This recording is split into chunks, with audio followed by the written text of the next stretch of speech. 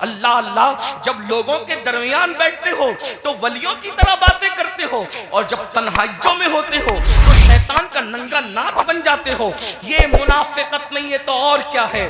زبان کچھ اور کہے اور کردار کچھ اور کہے۔ قرآن کہتا ہے لما تقولون ما لا تفعلون، وہ کیوں کہتے ہو جس پر خود عمل نہیں کرتے۔ مسلمانوں بتاؤ، اللہ اکبر، ہمیں نماز کے لیے ٹائم نہیں۔ کون نماز؟ وہ نماز جو معراج المومنین ہے، وہ نماز جو رسول اللہ صلی اللہ علیہ وآلہ وسلم کی آنکھوں کی ٹھنڈک ہے، وہ نماز جو گناہوں سے انسان کو ایسے پاک کر دیتی ہے جیسے غسل کرنے والوں کے جسم کا میل ختم ہو جاتا ہے، وہ نماز جو اللہ سے بندے کو قریب کر دیتی ہے، اللہ کا قرب نصیب ہوتا ہے جس نماز سے۔ کون سی نماز؟ وہ نماز جس کی بنیاد پر انسان رحمتوں کا مستحق ہوتا ہے۔ کون سی نماز؟ وہ نماز جس سے روزی میں برکت ہوتی ہے، وہ نماز جس کے بعد دعائیں قبول ہوتی ہے، وہ نماز جس کے پڑھنے سے بیماریوں کا خاتمہ ہوتا ہے، وہ نماز جس کے بعد انسان کو مقام محبوبیت ملتا ہے، وہ نماز۔ اللہ اکبر، سارے احکامات زمین پر بھیجے گئے، لیکن جب نماز دینا ہوا تو زمین پر نہیں بھیجی گئی بلکہ معراج میں لامکان پہ بلا کر محبوب کو دے کے بتایا گیا۔ سارے احکامات اپنی جگہ ہے لیکن نماز کا معاملہ اپنی جگہ ہے۔ اسی لیے بزرگوں نے فرمایا، اللہ کے رسول علیہ السلام فرماتے ہیں کہ سب سے پہلے قیامت میں نماز کے بارے میں پوچھا جائے گا۔ اگر نماز کا معاملہ آپ کا کلیئر ہوا تو سارے معاملات کلیئر کر دیے جائیں گے، اور اگر نماز کے معاملے میں اٹک گئے، نماز کے معاملے میں پھنس گئے تو پھر انسان بچ نہ سکے گا۔ آپ مجھے بتائیں، ہمیں اللہ سے ڈر نہیں لگتا؟ جس قیامت کے دن کے بارے میں کعب احبار کہتے ہیں اگر 70 انبیاء کے برابر بھی کوئی اعمال بفرض محال لے کر کے پہنچے تو بھی وہ اپنے اعمال کو حقیر جانے گا، حقیر۔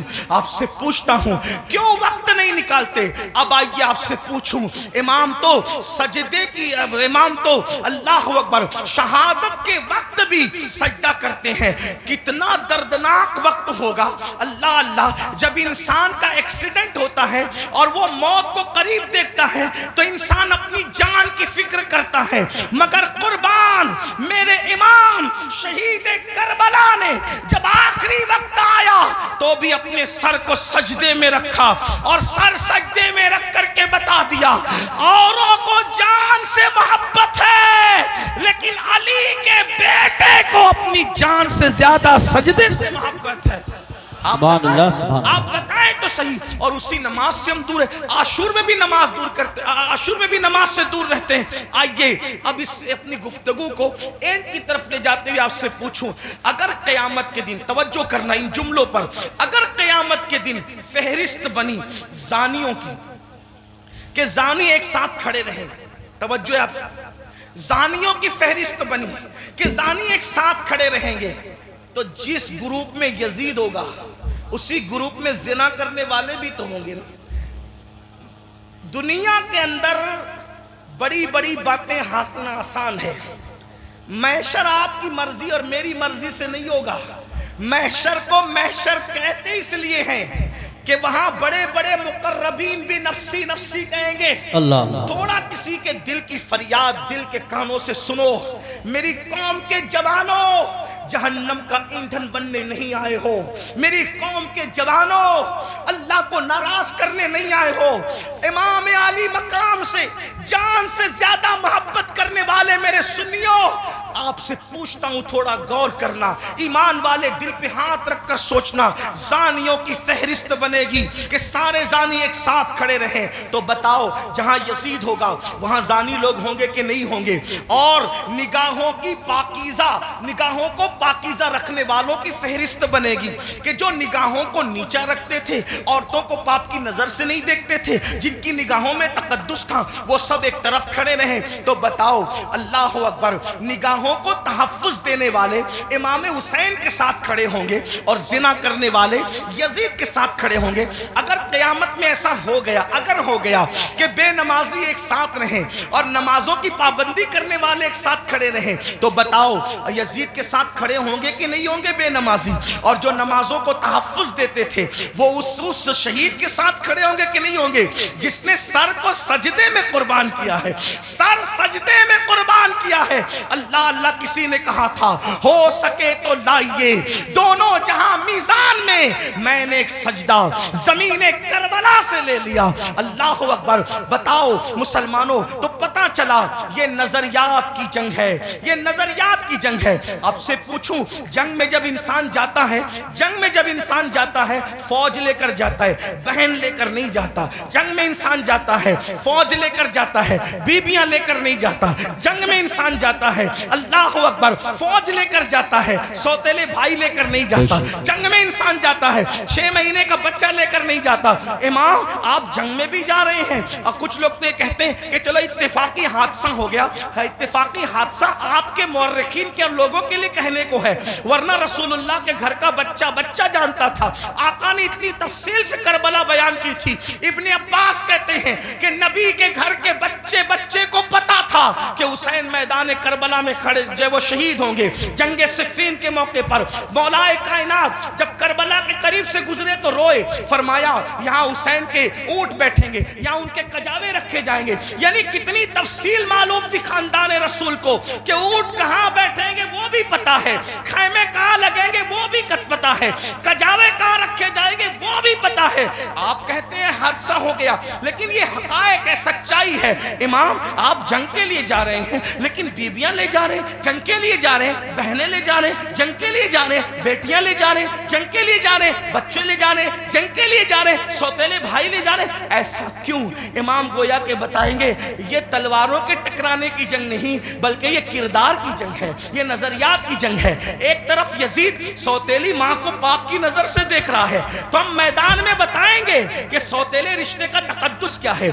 आप देखें पूरी दुनिया के अंदर सौतेला रिश्ता हमेशा मशकूक रहा है। आप तवज्जो करें, सौतेला रिश्ता हमेशा मशकूक रहा है। आप नहीं देखते सौतेले रिश्ते का मतलब कुरान की तफासिर उठा करके देखें, इब्ने अब्बास से लेकर साहिब नईमी तक सौतेले रिश्ते का मतलब क्या।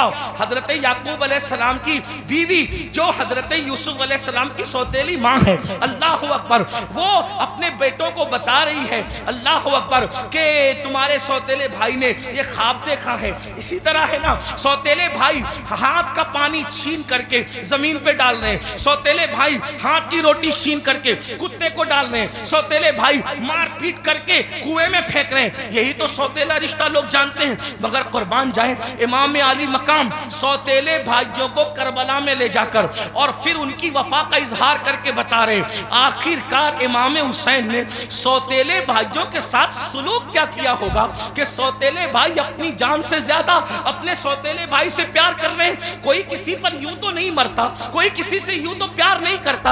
अब आपसे पूछता हूं, हुसैन पाक का सौतेला भाई सबसे ज्यादा मोतबर बावफा है, जिसे दुनिया गाजी अब्बास के नाम से जानती है। आपसे पूछता हूं, वफा का दूसरा नाम अगर करबला के बाद हमसे कोई पूछे तो हम हजरत गाजी अब्बास का नाम लिया करते हैं। शिमर ने अल्लाह अकबर रिश्तेदारी की वजह से हजरत अब्बास को अमान लिखी, उनके भाइयों को अमान लिखी, तो हजरत अब्बास ने कहा शिमर तुझ पर भी लानत है और तेरी अमान पर भी लानत है। वल्लाह तूने नबी के शहजादे को अमान नहीं दी, उनको काटना चाहता है, हमें बचाना चाहता है। हुसैन के बाद जिंदा रहने को हम पसंद ही नहीं करते। ये एक सौतेले भाई का जज्बा। अब आपसे पूछता हूं, अगर आप करबलाई है, अगर आप हुसैनी है, तो इस मजमे में अपने दिल में सोचो आपके सगे भाई के साथ आपका सलूक क्या है।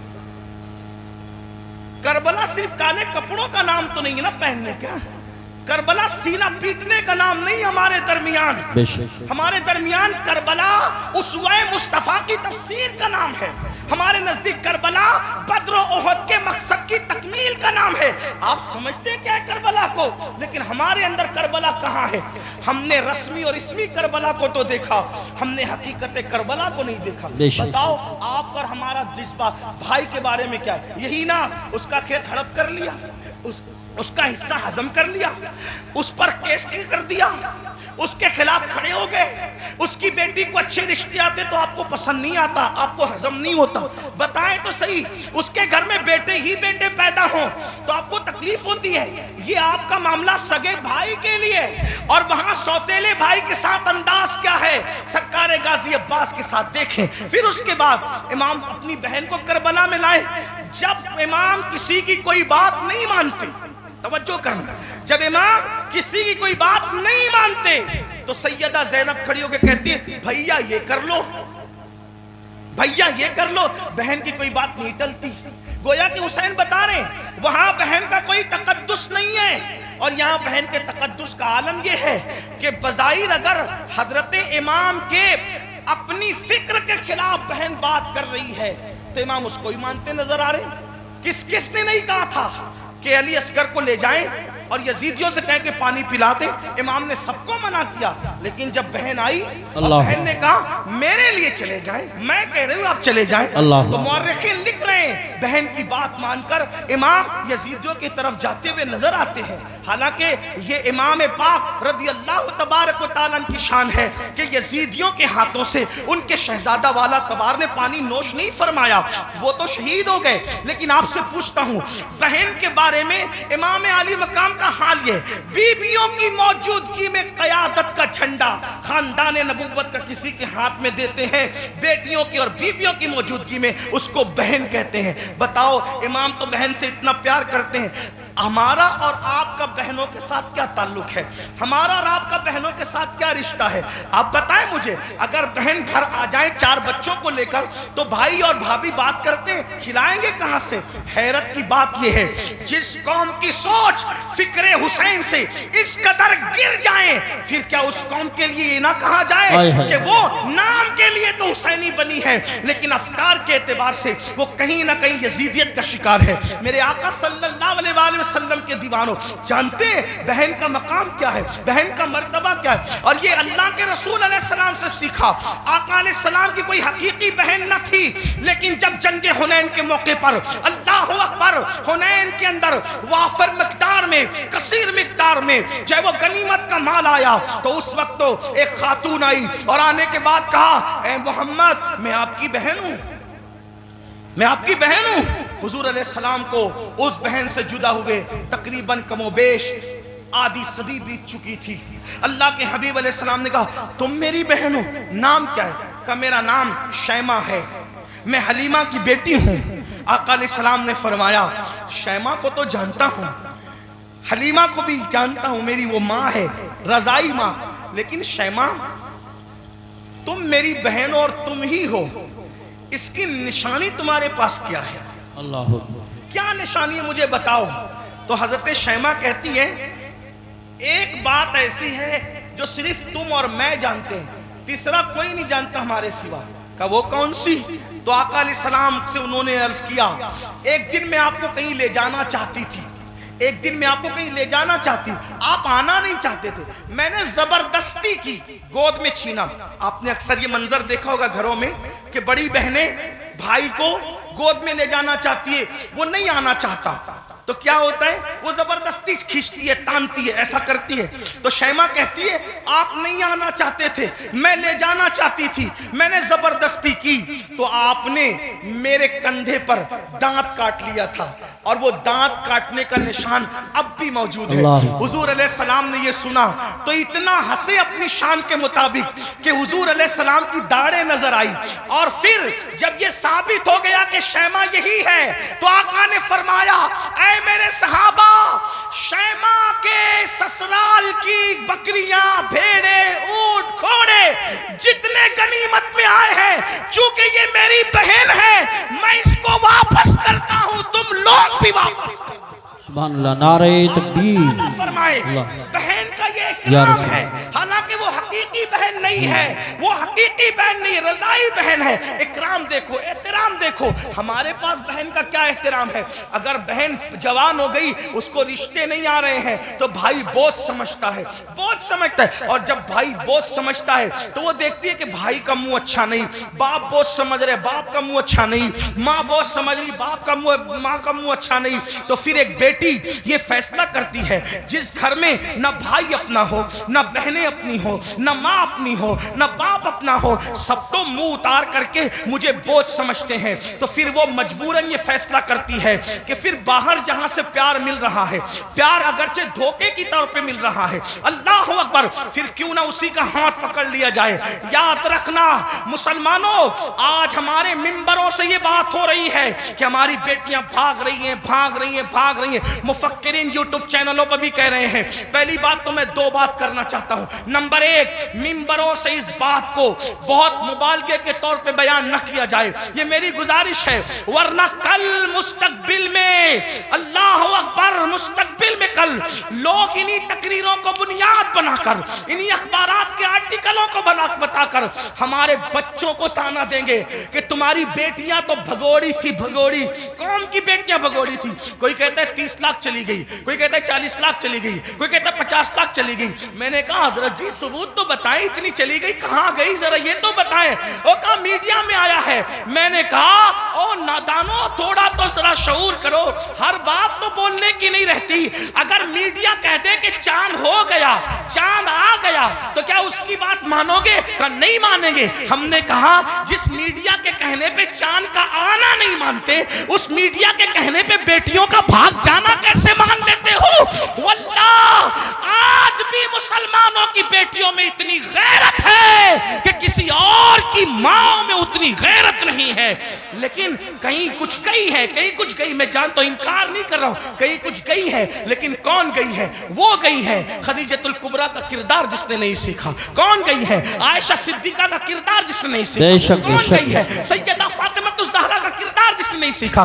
कौन गई है? सैयदा ज़ैनब का किरदार जिसने नहीं सीखा। वो चंद गई है। लेकिन याद रखना, हम इतना मुबालगा न करें, इसलिए कि बातें बातें होती है, हकीकतें हकीकतें होती है। अल्लाह अकबर, अपनी बातों को दिलचस्प बनाने के लिए पूरी कौम की आबरू का हम सौदा न करें, थोड़ा सा हमें ख्याल करना होगा। और एक बात कहता हूं, एक बात कहता हूं, लेकिन चले चंद गई तो गई, एक बात कहता हूं, बहुत पूरे यकीन से कहता हूं, उलमा मौजूद हैं, मेरे मखदूम भी मौजूद हैं, सादात किराम भी मौजूद हैं। अल्लाह अकबर, जब तक मुसलमान बेटी को जन्नत समझता था, उस वक्त तक हमारी बेटियां घर से कभी नहीं भागी थी। जब से मुसलमान ने बेटी को बोझ समझा है, अब हमारी बेटियां घरों से जा रही है। अगर जा रही है चंद तो बोझ समझा इसलिए जा रही। बेटियों को बोझ न समझो, बेटियां बोझ नहीं है, जन्नत है। बेटियां बोझ नहीं है, जन्नत है। बहनें बोझ नहीं है, जन्नत है। इसलिए उनकी खिदमत करो। क्या लोगों को यह नहीं पता, अल्लाह के सच्चे रसूल सादिक व मसदूक ने फरमाया, बेटी की परवरिश करने वाला और मैं मोहम्मद जन्नत में इतने करीब होंगे जैसे ये 2 उंगलियां करीब है। आपसे पूछता, ये लोग कहते हैं हजरत ऐसा तावीज दी हमेशा बरकत रहे। मैंने कहा बेटी उस तावीज का नाम है क़यामत तक बरकत रहेगी। वो कैसे? का हदीस पाक में आता है, जिस घर में बेटी पैदा होती है उस घर में फरिश्ते आते हैं और उसको चारों तरफ से घेर कर कहते हैं, ऐ कमजोर जान से पैदा होने वाली कमजोर जान, जिसके घर में तू पैदा हुई, हम क़यामत तक अल्लाह के हुक्म से उसकी मदद करते रहे। अब बेटी पैदा हो तो मदद यूं उतर रही है, और हमने बेटियों को बहुत समझ लिया। तो इमाम करबला में देखो बेटी से प्यार कितना कर रहे हैं। हजरत सैयदा सुकैना, जिन्हें सकीना भी कहते हैं। अब मैं जो है वो तलफ़ुज़ात के जो है वो भूल भुलैया में आपको घुमाना नहीं चाहता, जो लोग कहते हैं वही कहकर आगे बढ़ना चाहता हूँ। लेकिन बहरहाल हजरत सैयदा सकीना को सीने पे सुला रहे कि नहीं सुला रहे? एक बेटी का मर्तबा, करबला के खैमे में इमाम अपनी बेटी को सीने पे रख रहे हैं। आप अंदाजा तो फरमाए, चचा भतीजी के कहने पर फुरात तक जा रहा है। ये सब क्या है? भाई अपनी बहन के कहने पर, इमाम अली अकबर रज़ी अल्लाह तबारक व तआला अपनी बहन के कहने पर वो सब कुछ करते नजर आ रहे हैं, जिसको देख करके इंसान हैरत इस्तिजाब में डूब जाता है। करबला, ये भाइयों करबला, अब इख्तिताम पे सुन ले जरा सा। करबला रिश्तों की वफा का नाम, करबला रिश्तों को ताज़ीम देने का नाम, करबला मोहब्बतों का नाम, करबला एहतराम का नाम, करबला ताज़ीम का नाम, करबला कुरान के तहफ़्फ़ुज़ का नाम, करबला अकीदे की हिफाजत का नाम, और करबला हदीस के सही मफ़हूम को अमली तफसीर में पेश करने का नाम, करबला कुरान मुक़द्दस के सांचे में ढल जाने का नाम, करबला शराब से नफरत का नाम, करबला ज़िना से नफरत का नाम, करबला जुए से नफरत का नाम, करबला बांसुरी म्यूजिक और मौसीकी के मुकम्मल खातिमे की जोदे मुसलसल का नाम, करबला सजदों के लिए इंसान क्या क्या कुर्बानी दे सकता है, इस पैगाम में खामोश का नाम करबला है। अब आपसे पूछता हूं, हमने करबला से सीखा क्या? वही गुनाह में मुब्तला, वही जराइम में मुब्तला, वही बलाओं में मुब्तला। एक बात ये भी कह दूं इख्तिताम पर, खास तौर पर आखिर में बात करते करते, मुसलमानों एक बात आपसे कह दूं, करबला तो सहाबे किराम की कुर्बानियों के तहफ़्फ़ुज़ का नाम था, लेकिन आज जब करबला का जिक्र होता है तो उन्हीं सहाबा को निशाना बनाया जाता है, उन्हीं सहाबा पे तबर्रा किया जाता है, उन्हीं सहाबा को माज़अल्लाह ये इसलिए करार दिया जाता है कि उन्होंने तो अहले बैत का हक कसब किया। और वो लड़के जो जुमा की नमाज भी 2 रकअत पढ़ के भाग कर आते हैं, ऐसे जैसे स्कूल की छुट्टी होने पर बच्चे भाग जाते हैं, वो सहाबा के किरदार पे बात करते हैं कि वो तो ऐसे थे, वो तो वैसे थे। मैं पूछता हूं, किस मुंह से सहाबा को तान करते हो? किस मुंह से सहाबा की अजमत पर उंगली उठाते हो? 2 रकअत पढ़ने की औकात नहीं है सही से, और उनके लिए उंगली उठा रहे हो जिन्होंने दीन के लिए अपना माल कुर्बान किया। आज मुसलमान कहलाना आसान है, लेकिन अल्लाह अकबर, उस वक्त जब अल्लाह अल्लाह मुसलमान कहलाए जाने पर, मुसलमान बन जाने पर पिटाइयां होती थी, पत्थर मारे जाते थे, कोड़े मारे जाते थे, चाबुक बरसाए जाते थे, भूखा रखा जाता था, सोशल बाइकाट किया जाता था। सहाबा उस वक्त के मुसलमान हैं, उनके ईमान पर ये कौम के लड़के सवालिया निशान खड़ा करेंगे जिनको तहारत के मसाइल तक नहीं पता है। आपसे पूछना चाहता हूं, वो सिद्दीक़ अकबर रज़ी अल्लाह तबारक व तआला अन्हु जिसने वो कुर्बानी दी है कि अल्लाह के रसूल ने फरमाया, जिसने इस्लाम की मदद की है सबके एहसान का बदला अदा किया जा चुका है, सिवाय अबू बकर के एहसान का बदला क़यामत में अल्लाह तबारक व तआला अता फरमाएगा। ऐसे लोगों को गासिब कहा जाता है, ऐसे लोगों को हक तलफ किसका? अहले बैत का। मुझे बताओ मुसलमानों, जरा गौर करो, उस फारूक आजम के बारे में कहा जाता है कि उन्होंने ये किया, ये किया, ये किया। आपसे पूछता हूं, फारूक आजम का किरदार पता है? फारूक आजम का किरदार मालूम है? फारूक आजम के किरदार के बारे में इल्म है? अल्लाह अकबर, आपको वो सफर याद होगा, आप वो सफर जानते होंगे। अल्लाह अकबर कि फारूक आजम मदीने मुनव्वरा से चलते, फारूक आजम मदीने मुनव्वरा से चलते और मदीने से चलते हुए बैतुल मुकद्दस जाते हैं। एक ही ऊँटनी है, अपने जवानों की खास तवज्जो, एक ही ऊँटनी है, गुलाम साथ में जा रहा है। फारूक आजम गुलाम से कहते, सवारी एक है इसलिए हम ये करेंगे, सवारी एक है ये करेंगे कि थोड़ी देर मैं बैठूंगा, थोड़ी देर आप बैठना, फिर मैं पैदल चलूंगा, फिर तुम बैठोगे, तुम चलोगे, मैं बैठूंगा। आपसे पूछता हूं, बैतुल मक़दिस तक गुलाम को इस तरह लेकर के गए कि नहीं लेके गए? आप बताएं। बोलने से पहले तोलो, किसी की भी बात सुन करके बका मत करो।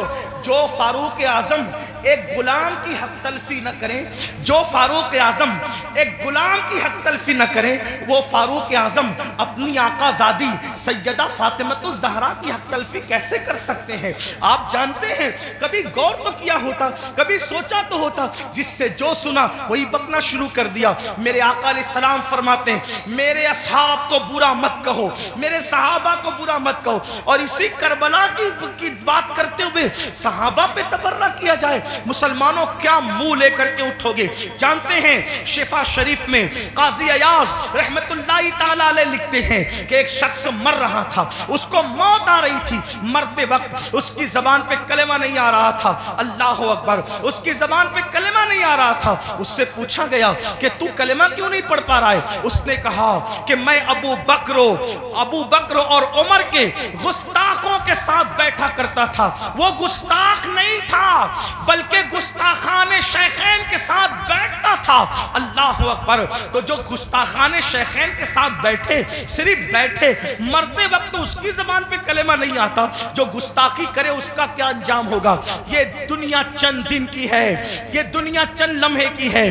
بندوں کی خوشی کے لیے اللہ کو ناراض نہ کرو، واللہ ورسولہ احق ان یرضوا، اللہ اور اس کا رسول اس بات کے زیادہ حقدار ہیں کہ ان کو راضی کیا جائے۔ آج یہ بحث چل رہی ہے کہ کون کب ایمان لایا تھا، کون کب ایمان لایا تھا۔ میں نے کہا کسی نے کبھی بھی ایمان لایا تھا، ایمان تو لایا تھا نا، حضور نے تو معاف کیا تھا نا، حضور نے تو چادر میں جگہ دی تھی نا۔ جس کو رسول اللہ امان دے دے، جس کو نبی امان دے دے، امتی کو حق کیا ہے اس کو امان سے باہر کرنے کا؟ آپ سے پوچھنا چاہتا ہوں، اس لیے مسلمانوں اپنی حیثیت میں رہو۔ اعلیٰ حضرت امام احمد رضا محدث بریلوی فتاوی رضویہ شریف میں لکھتے ہیں، عالم ربانی کی توہین کرنے والا کفر تک جاتا ہے۔ جب عالم ربانی کی توہین کرنے والا کفر تک جاتا ہے، جو صحابہ کی توہین کرے، صحابہ کو گالیاں دے، یاد رکھنا اسٹیج پر کچھ بھی کہو، کمرے کی گفتگو تو اللہ سن رہا ہے، دلوں کا حال تو اللہ دیکھ رہا ہے۔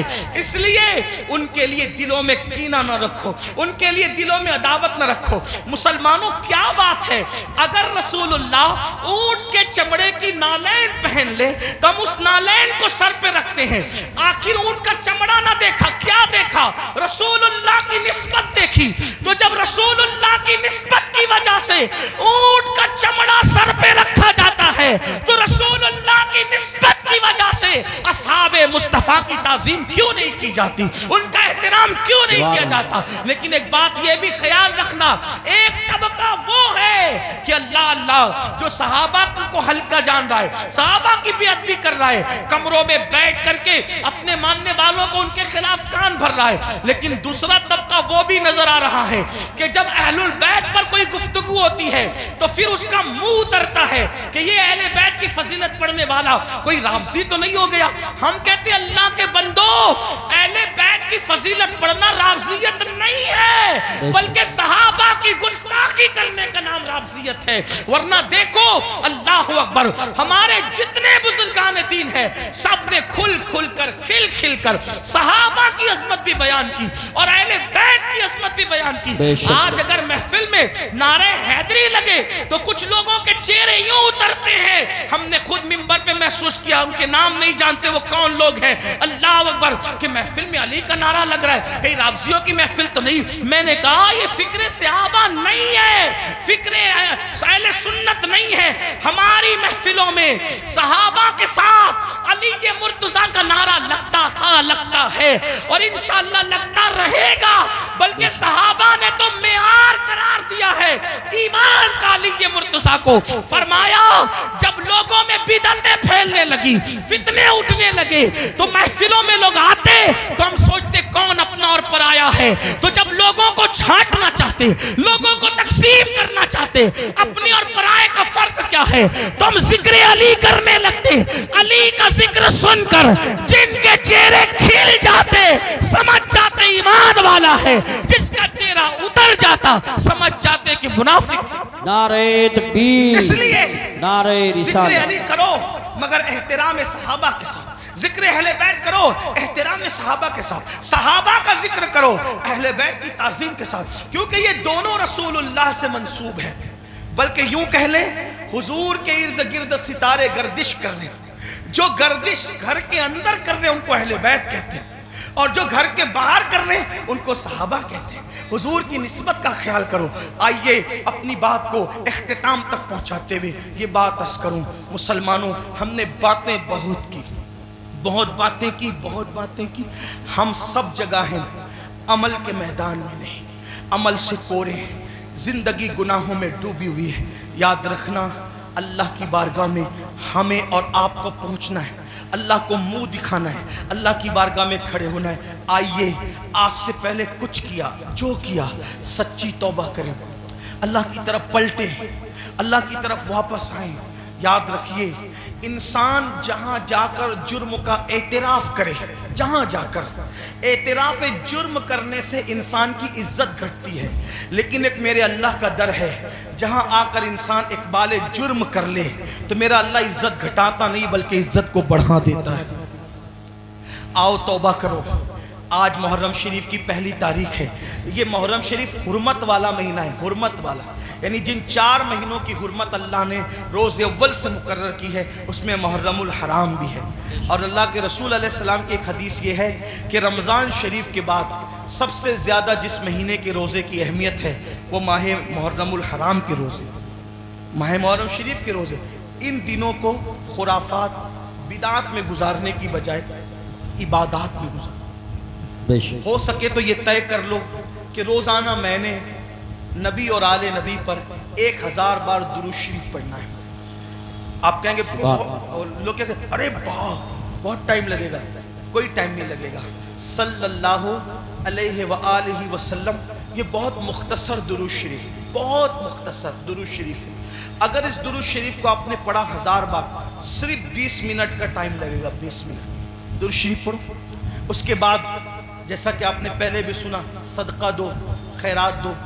اور ایک بات آپ کو کہوں، اس کو بھی دھیان سے کہ جو ہم خرافات پر اور بدعات پر پیسہ خرچہ کرتے ہیں اس پیسے کو اٹھا کے آپ وہ سادات کرام جو مالدار نہیں ہیں ان پہ خرچہ کریں، وہ علماء کرام جو مالدار نہیں ان پہ خرچہ کریں۔ اس سے کیا ہوگا؟ خرافات اور بدعات کے بارے میں توجہ کرنا۔ 2 گروپ ہیں، ایک گروپ کہتا ہے جائز ہے، ایک گروپ کہتا ہے ناجائز ہے۔ جو گروپ جائز کہتا ہے وہ بھی صرف جائز ہی کہتا ہے، نہ فرض کہتا ہے، نہ واجب کہتا ہے، نہ سنت کہتا ہے، نہیں کہتا نا۔ جو جائز ثابت بھی کر لے خرافات کو تو صرف جائز ہی کہہ سکے گا، فرض نہیں کہہ سکے گا، واجب نہیں کہہ سکے گا۔ لیکن بھائیوں، اپنے مسلمان بھائی کی مدد کرنا تو اللہ نے ہم پہ فرض کیا ہے، بلکہ یہاں تک فرمایا کہ جب تک تم اپنے مسلمان بھائی کی مدد کرتے رہو گے اللہ تمہاری مدد کرے گا۔ سبحان۔ اور آپ کو بتاؤں خاص طور پہ سادات کی خدمت، وہ جو مالدار نہیں ہیں، مستحق ہیں، یہ نہیں کہتا غریب ہیں، میرے اندر اتنی ہمت نہیں کہ میں کسی سید کو غریب کہوں، لیکن سادات جو مالدار نہیں ہیں، مالدار اگر آپ ان کی خدمت کریں تو ہوگا کیا؟ 2-3 باتیں سن لے، بات ختم کرتے۔ حضرت سیدنا عبداللہ ابن مبارک رضی اللہ تعالی حج کو جا رہے تھے، حج کا ارادہ تھا، اور حج کے ارادے میں آپ نے یہ طے کیا کہ میں نے حج کو جانا ہے، پوری تیاری ہو گئی، ارادہ بن گیا حج کو جانا ہے۔ عبداللہ ابن مبارک کو پتا چلا کہ میرے پڑوس میں ایک سید صاحب رہتے ہیں اور وہ اس وقت تھوڑا پریشان حال ہے، حالات کے ستائے ہوئے اور حالات کے مارے ہوئے، تو انہوں نے سوچا کہ پڑوسی ہے، سید ہیں، میں ان کے نانا کے یہاں جاؤں، میں حج کے لیے جاؤں اور ان کو بھوکا پیاسا تڑپتا بلکتا چھوڑ کے جاؤں۔ تو انہوں نے کیا کیا، اس سال حج نہیں کریں گے، انشاءاللہ آئندہ پھر کبھی دیکھیں گے، حج کی پوری رقم اٹھا کر اس سید صاحب کو دے دیا، اور اس کے بعد آنسو پوچھتے ہوئے اب صبر کرتے ہوئے رہ گئے۔ جب حج سے قافلہ واپس آیا تو لوگ ملاقات کرتے تھے تو عبداللہ ابن مبارک لوگوں کو کہتے تھے مبارک ہو حج، تو لوگ بھی کہتے تھے عبداللہ آپ کو بھی مبارک ہو، آپ کو بھی مبارک ہو۔ حضرت عبداللہ ابن مبارک سوچتے یا اللہ میں گیا نہیں لیکن جو آتا ہے مجھے حج کی مبارک بات دیتا ہے، اسی فکر میں تھے۔ آنکھ لگی تو خواب میں غیب سے ندا آئی، کوئی کہنے والا کہتا ہے عبداللہ ابن مبارک تو نے میرے نبی کے شہزادے کی مدد کے لیے حج کو ملتوی کر دیا تو تیری یہ ادا اتنی پسند آئی کہ ہم نے تیرا ہم شکل ایک فرشتہ پیدا کیا ہے جو قیامت تک تیری طرف سے حج کرتا رہے گا اور اس کا ثواب تجھے ملتا رہے گا۔ سبحان اللہ، سبحان اس لیے اللہ، خرافات کی طرف خرچ کرنے کی بجائے اپنے سادات جو مستحق ہیں ان کے لیے خرچ کرو. ایسے سادات ہیں میں نے کئی جگہ دیکھا, کوئی سبزی بیچ رہا ہے, کوئی آٹو چلا رہا ہے, کوئی چائے بیچ رہا ہے, ان کے بچوں کی اسکول کی فیس نہیں ہے بھرنے کے لیے, ان کی بچیوں کی شادی کے لیے پیسے نہیں ہیں. یہ ساری چیزیں مسلمانوں ہمیں اس کی طرف غور, ترجیحات کی طرف غور کیجئے, جہاں خرچ کرنے کا زیادہ فائدہ ہے اس کی طرف. بلکہ امام اہل سنت ایک حدیث لکھتے ہیں, آئیے اس حدیث کو بھی سنیں. کہتے ہیں کہ میرے آقا علیہ السلام نے فرمایا کہ جس نے بنو ہاشم پر احسان کیا, ان کی خدمت کی, ان کی مدد کی, آقا فرماتے ہیں مجھ پر واجب اور لازم ہے کہ جس نے بھی میری آل کی خدمت کی, مدد کی, نصرت کی, حمایت کی, محبت کی, آقا فرماتے ہیں مجھ پہ واجب ہے, لازم ہے کہ اس کا صلہ میں اس کو قیامت میں دوں گا جب وہ مجھ سے ملے گا. یہ حدیث لکھنے کے بعد میرے امام کہتے ہیں جس کا مفہوم یہ, سنیوں دوڑو اور سادات کی خدمت کر لو, اس لیے کہ نبی کس کس کو ملیں گے کس کس کو نہ ملیں گے الگ عنوان ہے, لیکن جنہوں نے آل نبی کی خدمت کی ہوگی اس سے ملنے کا وعدہ مصطفیٰ جان رحمت فرما رہے ہیں. گویا کہ اور لوگ حضور کو ڈھونڈیں گے اور حضور اپنی آل کی خدمت کرنے والے کو صلہ عطا فرما رہے ہوں گے, لقاء کا شرف عطا فرما رہے ہوں گے. اس لیے میری گزارش ہے, ہم نے اپنے پیسوں کو, روپیوں کو بہت ضائع کیا خرافات پر, بدعات پر.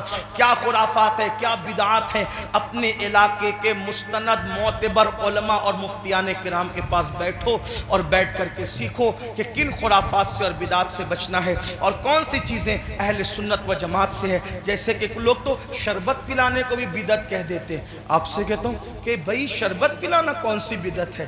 میرے امام لکھتے ہیں, وہ بھی کیا دلیل دی, فرمایا جب کتے کو پانی پلانے پہ جنت مل سکتی ہے تو امام عالی مقام کے نام پہ اگر مومنوں کو شربت پلایا جائے تو پھر اس کا صلہ کیا ہو. سبحان اللہ. یہ ساری چیزیں کرتے رہیے. اللہ تعالیٰ سے دعا ہے اللہ ہم سب کو توفیق دے. گفتگو کے درمیان اگر کوئی غلطی ہو جائے تو اللہ تعالیٰ معاف فرمائے. استغفر اللہ ربی من کل ذنب واتوب الیہ. اہل سنت کا ہے بیڑا پار, اصحاب حضور نجم ہے اور ناؤ ہے عطرت رسول اللہ کی. السلام علیکم ورحمۃ اللہ وبرکاتہ.